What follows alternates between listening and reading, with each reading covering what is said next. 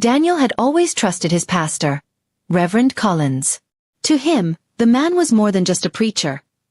He was a mentor, a counselor, and even a father figure. Whenever Daniel and his wife, Laura, faced marital struggles, they turned to Collins for guidance. Daniel never doubted his intentions, believing that the pastor's advice came from a place of wisdom and spiritual care. That trust, however, would soon become the very weapon used against him. It began subtly. Collins would often point out Laura's unhappiness in their counseling sessions, suggesting that perhaps she felt unappreciated or unfulfilled. Daniel, eager to be a better husband, tried harder, buying flowers, working fewer hours, and listening more. But the pastor's words had already planted seeds of doubt in his mind. Maybe she really isn't happy with me, Daniel thought to himself, even though Laura rarely voiced such feelings directly. Over time, the pastor's advice grew bolder.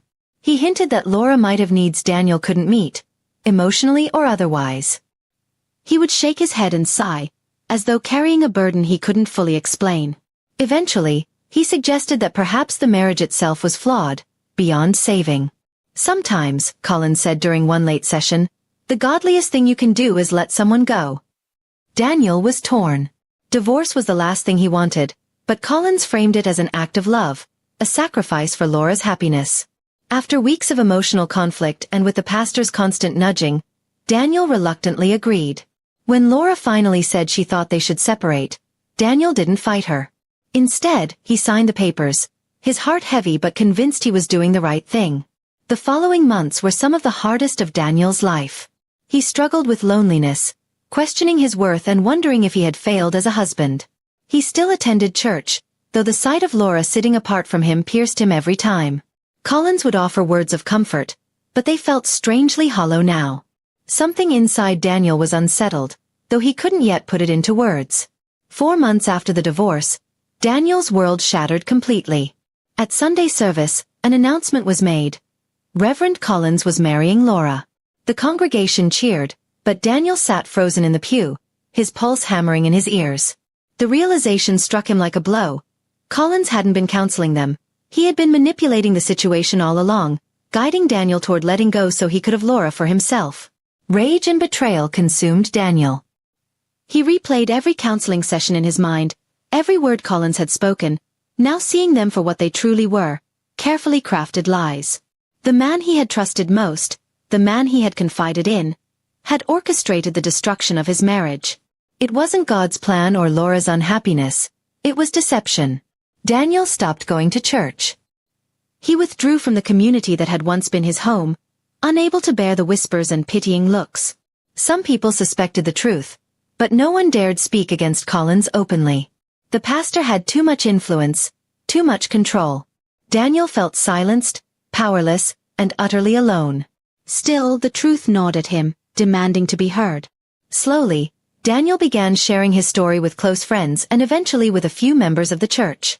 Whispers turned into questions, and questions turned into doubt about Collins's character. The image of a noble, righteous leader began to crack. Laura, too, seemed less radiant as time passed. What began as a fairy tale romance in the eyes of the congregation soon revealed itself as something far less pure. Collins grew more controlling, more possessive, and Laura found herself trapped in a marriage built on manipulation. She realized too late that what she thought was love was just obsession dressed in holy words. Meanwhile, Daniel found healing in unexpected places. Away from Collins's influence, he rediscovered his own strength and faith. He began volunteering at a different church, one where honesty and compassion replaced manipulation and control. People admired his resilience, his quiet dignity in the face of betrayal.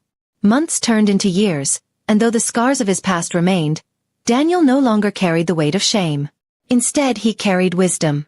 He had learned that not every man who speaks of God truly follows him, and not every trusted voice deserves blind faith.